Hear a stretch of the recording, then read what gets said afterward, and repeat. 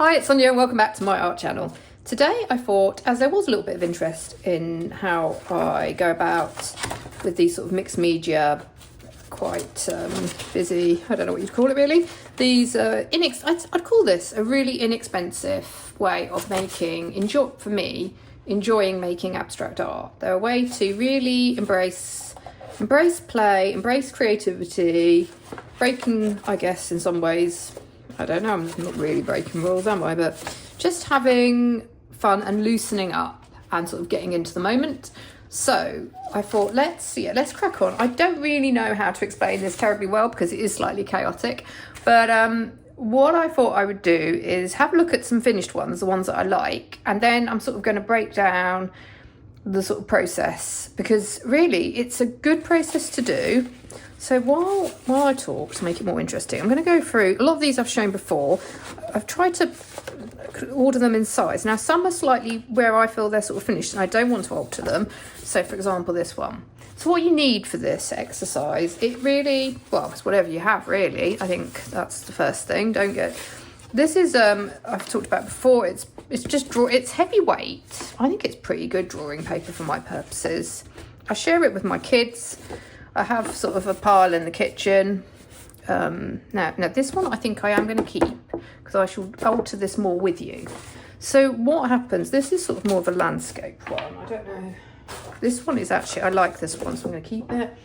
And then I sort of change as well whether or not I want to alter them. Some of them get to a state and I'm like, I really like this.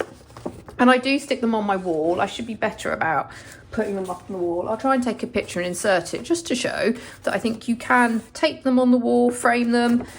The reality is probably if I put them in a bright sunny spot, I'm sure they would. I mean, I don't need them to last more than 6 months, but I don't know how long. Someone let me know when you put these. These are basically painted with, jelly gouache. So I guess a lot of the colours would fade if I stick them in bright sunlight, especially these sort of neon ones I know. But I've not made these to be honest with you, not necessarily to be sold. If someone wants them, that's fine, but they're more for me they're just for me to enjoy making and they're for me to learn from. And then I like them. And if I get them to a stage I will stick them up as inspiration. So, yeah, and there's lots of layers. Sometimes they don't start off like right below a lot of this gouache. I can see that I've been using up some acrylic paint and then I've gone on top with the metallic jelly gouache. And you can see crayon, oil pastel. I just grab what I've got to hand. I like that one, so I'm going to keep that one as it is. This one might be fun to alter with you. I like this one. As I say, I know I've shown some of these, but I can't remember what. Often as well, like they're in a big pile and sometimes I like them and then I'll come back 2 months later and I'm like, actually, let's do a little bit more. See, this one I thought was finished, but I kind of want to add a bit more. And this one. Oh my gosh, this one was really a little bit chaotic. But I kind of want to hang on to, I don't want to do anything to that one today. My own shots, yeah. So yeah, there's also watercolour. This is like Japanese, I think this is Japanese watercolour. So some papers are not going to take watercolour, quite frankly, very thin paper. Well, not in a very sort of satisfying way. Experiment. At the end of the day, break rules. Try out the materials you have. Just try them out, because what's the worst that happens? A paper disintegrates. Because I have actually been surprised, as I showed an abstract sketchbook which made a much thinner paper than this, super flimsy paper, and I loved the effect of Japanese watercolour on it, and watercolour to be honest. So I didn't mind the buckling. I think it's like it's really about personal preference. So I like, this one has got a lot of cheap oil pastel. Yeah, I think that looks like watercolour. You can use wax resist, play about with all sorts. I feel I've got a bit of a series of work actually. I was sort of thinking, oh my gosh, I'm just throwing these on the floor. Now there's massive. I feel like in some ways, this one's a little bit different, but there is a sort of a series of work, oddly enough, emerging. Because some some of the I don't know why, some of the shapes and the techniques and what I'm doing. See, this one I like, and I'm going to keep it because I like I've got some, I think it's pencil, or is it crayon? Definitely Neocolor 2 can work well. So this one, I've got some yeah, it's just playing with mark making. As I've spoken about, I think in my recent video, a lot of it is, well, my process. I really like playing with colours against each other. Just seeing what happens, like those two colours. I guess we all instinctively know the colours we're drawn to and what work well together, but it's interesting when you deliberately maybe go out, play outside the box a bit. Okay, right, now this is, because I want, as I said, now I'm going to come to try and explain how this process works.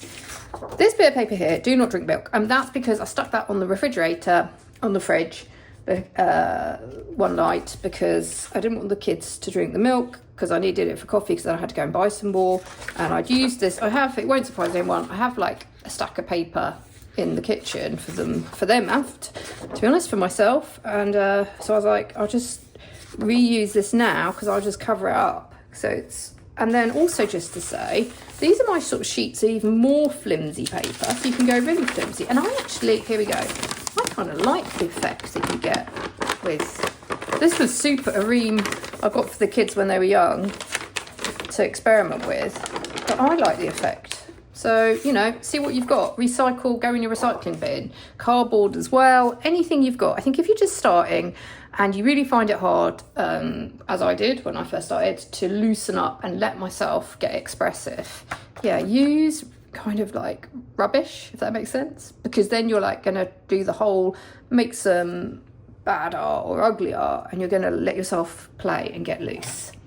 And after a while, I was like, well, I actually quite like what I'm doing. It's not just a sort of an expressive, as it were, get everything out exercise. It became, oh, I actually like these as abstract work to put on the wall. And it may come into I do paint canvases when I sort of have more sort of longer periods of time, so I'm sure it will come into that work as well. Recently though, why I also wanted to share this is a really good, so this is good for if you've only got, this video hopefully won't take too long, short amounts of time, because you don't need to get too many materials out. So what I wanted to say is this, for this exercise, I'm just going to use a few tubs. I'm trying to use up these were like jelly gouache, and the problem with them is, correct me if I'm wrong, they don't last once, even within the stay wet palette, they don't last for, they do get a bit gunky, they do crack up. I know probably there's ways of reactivating it, but I want to use them while they're in that sort of nice jelly gouache stage.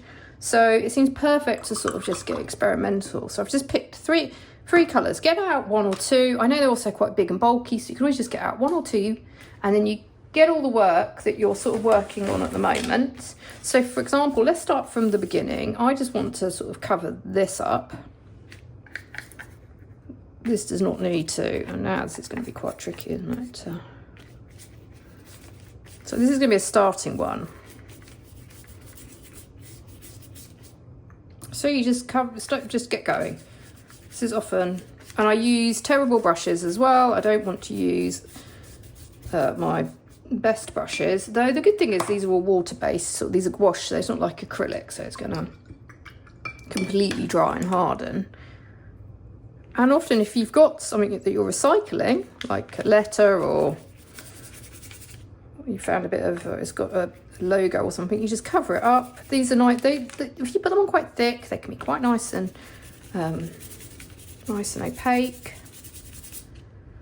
So this one will have to, I'm just going to, and then the point is you do have to get used to maybe putting them aside, because obviously if I go on top of it, this is all wet, I'm going to lose, it's going to become a bit more muddy. You might want that though. So you can experiment with that, but naturally if you go really thick, do not drink, this seems to be a good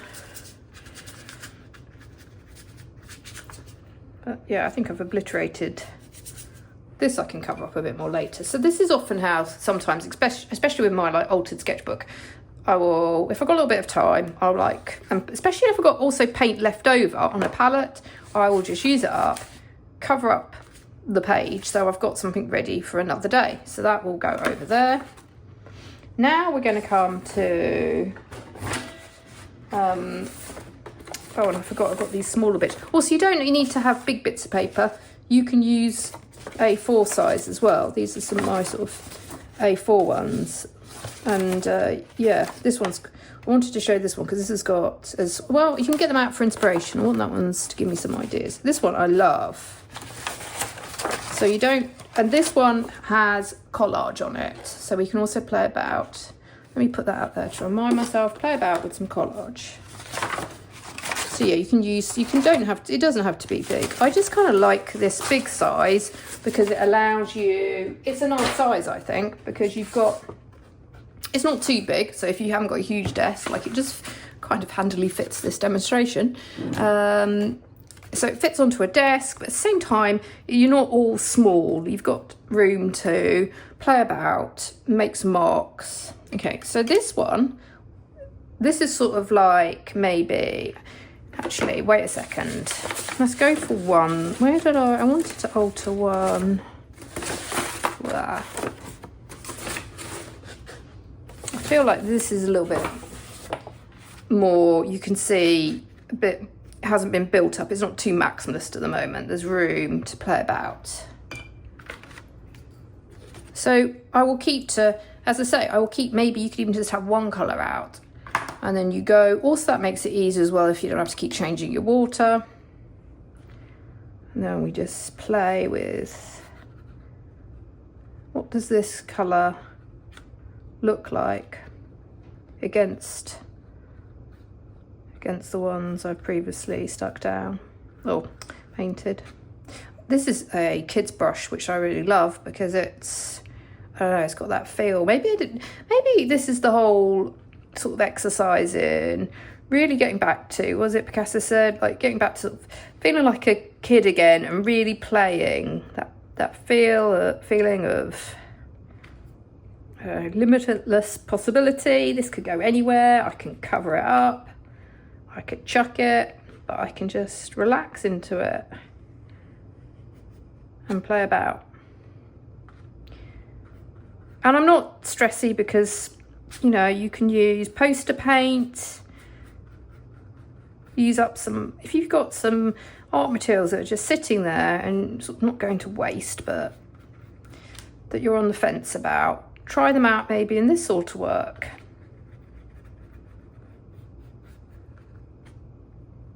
I will try and do a video on a very basic mixed media art kit, but in some ways I'm kind of showing it here. I do think gouache paints or tempera paints, poster paints are really good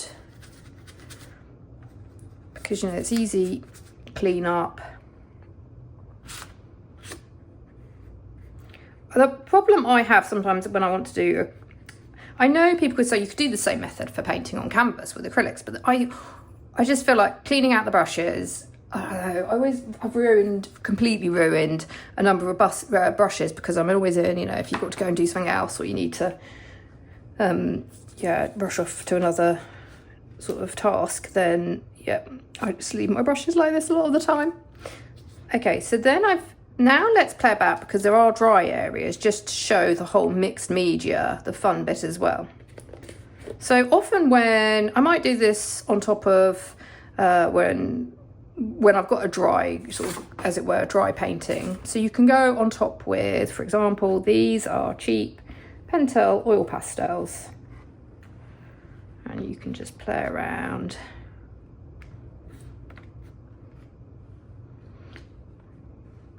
With marks. I don't know if you've seen any. Sometimes I like to, when you're going out and about, if you see any sort of repeating patterns, be it in nature or on architecture, alcoves, try and sort of memorize them and then repeat them back in the studio. Is quite a fun exercise. If you sort of struggle with, I don't know what marks I want to make. or you can just go with sort of the whole identifying sort of that sort of feelings and anxieties. Like, is there something about often repetition can be really good for, as it were, for me, for like stilling the mind a bit, and something quite play about with the other hand. That's an exercise I've talked about before.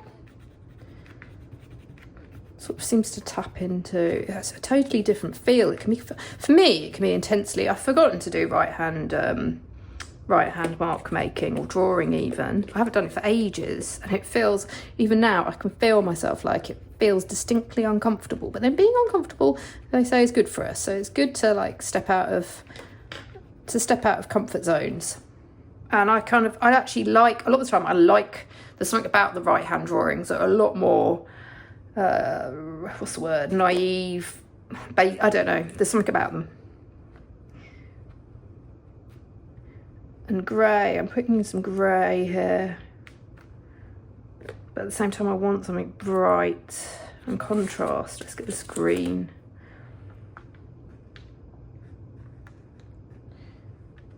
So yeah, this is my right hand. Let's switch back now and have a think. Let's go on to, I feel like, let's go on to another one. This one is layers and layers. It's part of me, I almost sort of like, oh, should I just get, there's too much, this can go at some point. But however, what I've learned is keep those ones for, put them in a pile, and you can either then cut them up. I mean, this would make great collage areas as well. I've often cut up some of them when I've had enough, and then I make them into little snippets of collage.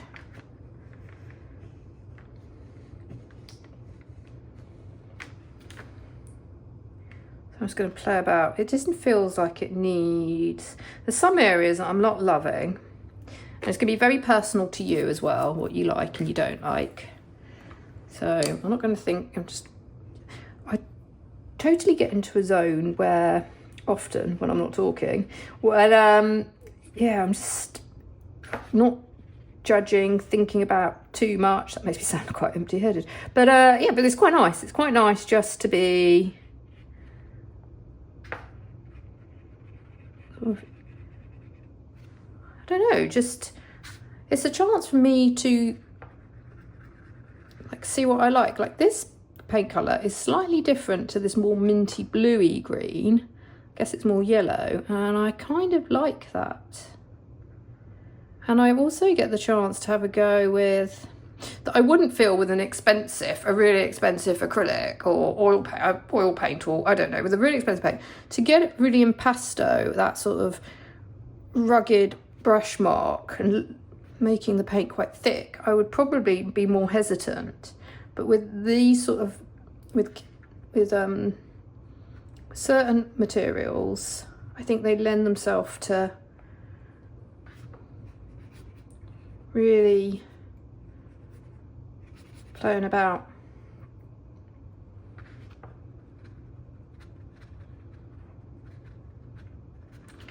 So yeah, this bit I want to do something with. I do like these. I used to be like, oh, don't use metallics, that's a bit weird, it's not serious, but I really kind of like the sort of effect. And you can have a go with like the whole dry brushing, practice very smooth, defined lines, graphic effects. Should we have a go? Let's put a bit more oil pastel. Oh, whoops, no. I just had this feeling I'd like this ochre with this blue.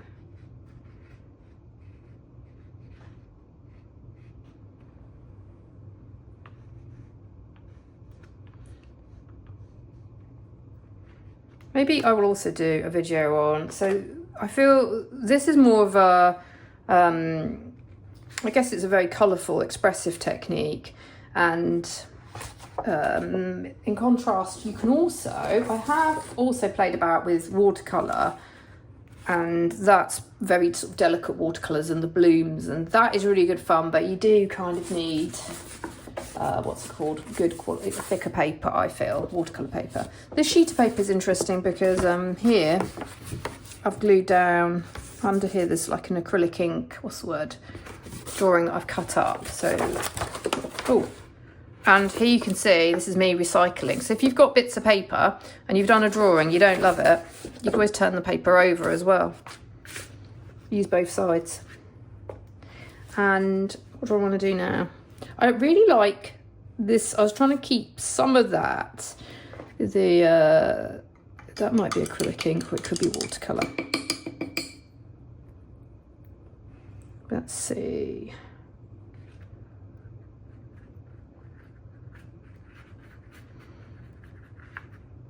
So you can jump about. I think the main part of this process is just make sure you have a nice stack of papers in different, you know, they can be at the beginning, in the middle, at the end, and then you just sort of flit around according to, you know, according to how you feel. You can jump around. And for anybody also who's struggles to work in series, I think this might be quite a fun idea as well, because I do feel that I didn't intend for these to be a series of work. This was just me, I think, reacting to the fact I really wanted to do more playful abstracts and not always be worrying about, didn't want to think about composition, colour. I just wanted to embrace paint, play, and yeah, finding out, like, discovering sort of my sort of taste as since I've obviously, you know, viewed a lot of abstract art in books and in galleries, but what was I drawn to? And then different days it feels like, the reality is for me, and it won't come as a surprise, I'm drawn to different sort of colours and techniques on different days. And some days I might like a piece, like I can go to bed, I can play about, and I don't even have to enjoy it. Sometimes it's just therapeutic in, I don't know, sitting and at the end of an evening, just fitting in a little bit of creativity, and you can go to bed, especially with artificial light, if you've just got, you know, you've got your lamps on, so the colours will not be as when you come in the next day, you're like, oh, that's not the best piece. I mean, I had a little bit of relaxation, I made something, don't love it, maybe I'm going to get rid of it, but then you can come in the next day and you'll be like, ooh, okay, well, that's quite cool. Or, of course, the vice versa can happen, and you can be like, you can think you've done something brilliant, and the next day you're like, Arr.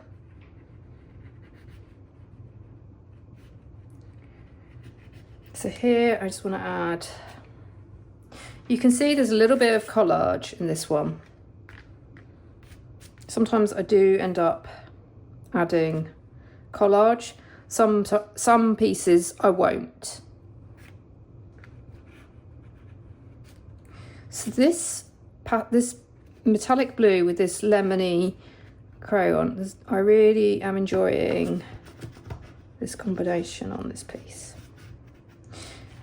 You can also use markers. I wasn't going to do that today. I'm trying to keep this, can be very maximalist, but for this video I just wanted to try and make it, you don't need many supplies basically. If you've got paint, you can use paint.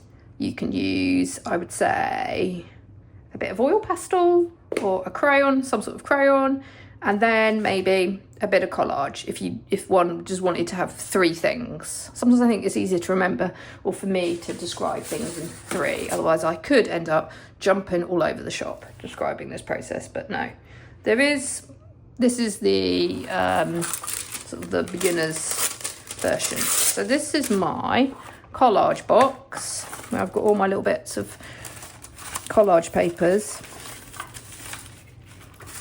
and when I keep the kids little tiny jottings as well, I like these little boxes. Sometimes I have to go through and get rid of it because it gets a bit full. I'm like, I can't just keep endless tiny bits of paper. But it's nice to have. I really like these transparent pieces of paper, because if you've got any areas, so you can keep it sort of mutes or changes up areas of your painting as well. So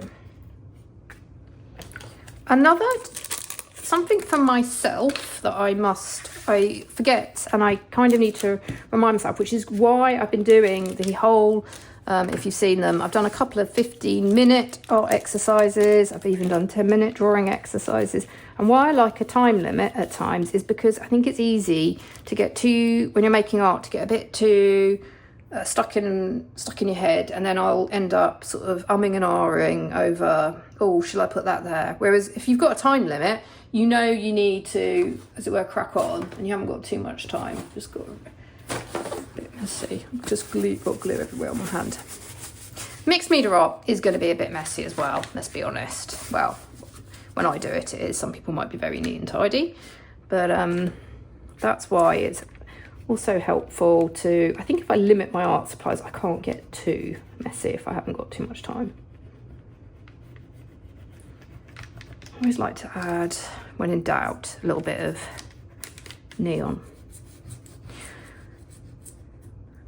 Where I think you could have real fun with this, and another sort of how I got to, for myself, started to really play around, is maybe have a look in your drawers. If you've got any art supplies that I keep seeing at the moment, like all being shown, videos on art supplies I regret buying, and I've got to be honest, I could make that a video on that topic, but there's not that many I would say I regret buying. There's art supplies I've talked about before, like hard pastels, that I've either been gifted or I wouldn't buy again. But how I've sort of had fun with using the ones I don't love, especially for traditional work, is in this sort of, is to pick a genre which you kind of like, a genre that you find a bit tricky, or you're just starting out on, and maybe have a go at using, it doesn't have to be abstract art, it could be naive art, it could be, yeah, different type, it could be portraiture, but if you've got an art supply that you don't really care about, it's either going to be, I don't know, you're going to use it or you're going to give it away, have a go, have a go with that art supply. Let me know, actually, I'm always interested. I may not have the same art supplies as you, but if you've got some art supply that you're sitting on, or that you're not loving,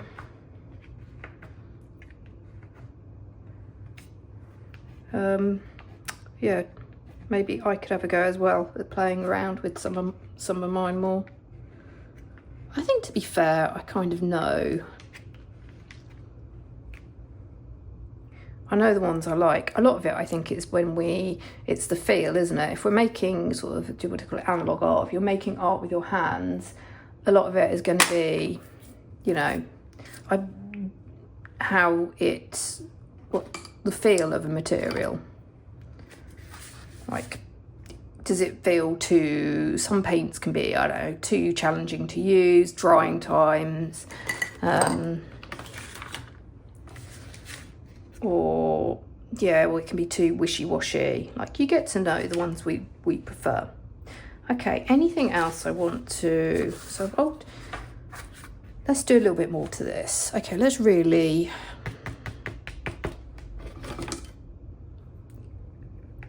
so hopefully I'm sort of showing you a little bit of a,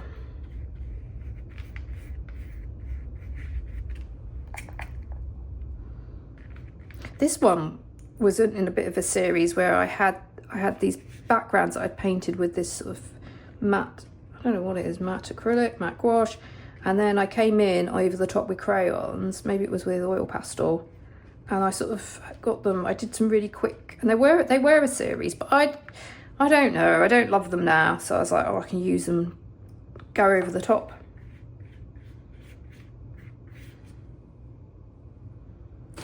And sometimes, as I say, you sort of need to keep them in a pile, let them dry, keep going on them, and eventually, I don't know how you, for me, there is a definite point, and it may change, as I've said, but there's a definite point where I get to, and then I'm like, oh, okay, you're done. And you're just watching me now break a load of oil pastels.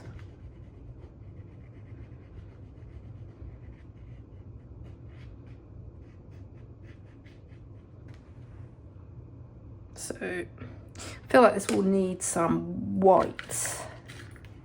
Another fun technique you can do if you really don't like what you've got on the page, it's just too messy, muddied, is you could get some white opaque paint, be it gouache or acrylic, and then you can like obliterate a lot of your abstract but just leave areas.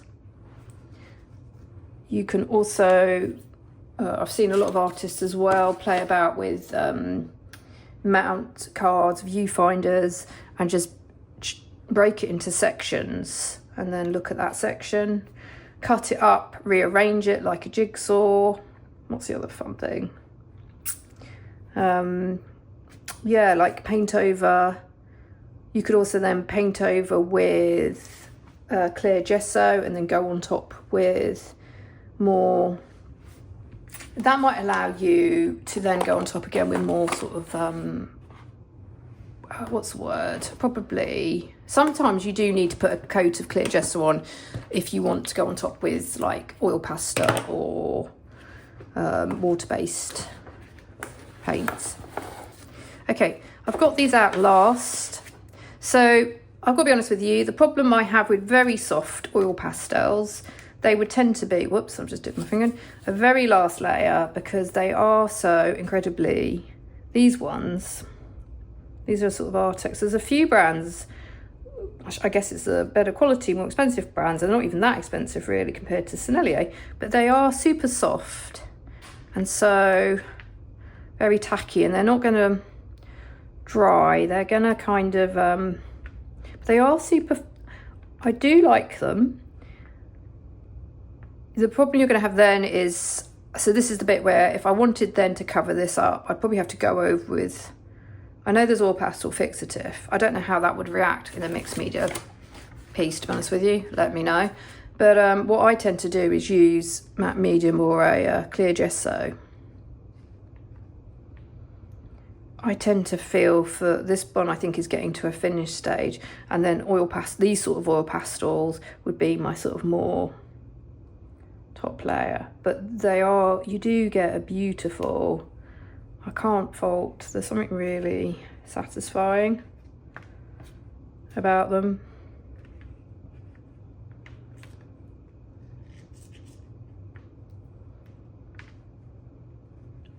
So yeah, if you've bought some oil pastels recently and you're not using them, maybe try them out in this sort of work. Okay. I think I have. So there you go. This is a very slightly chaotic video because it is a slightly chaotic process. But this is how I go about playing about with these works on paper. So, as I say, some of them, I get them to a stage where hopefully, like this one I think is not far off. I'm probably going to do a bit more. But once I get them to a certain stage, like for me, this one here is finished. And it's finished in the sense that I want to keep it because it shows me lots of different techniques. So I like to stick them on the wall. And then if I'm ever like, what's the word, sort of at a loss for what to do, or, you know, I'm sitting with an empty sketchbook page, I see these areas and I'm like, oh, I really like the stripes, I like the collage, maybe try some scraping out of old paint, just getting playful with it. I don't know, it just brightens, it just cheers me up and helps me to get going. So I hope that maybe this has given you some ideas for your mixed media art. Yeah, let me know. And as always, have fun with your creative practice. I hope you've been drawing, painting, whatever you've been up to along with me. And I will see you in the next video. Bye for now.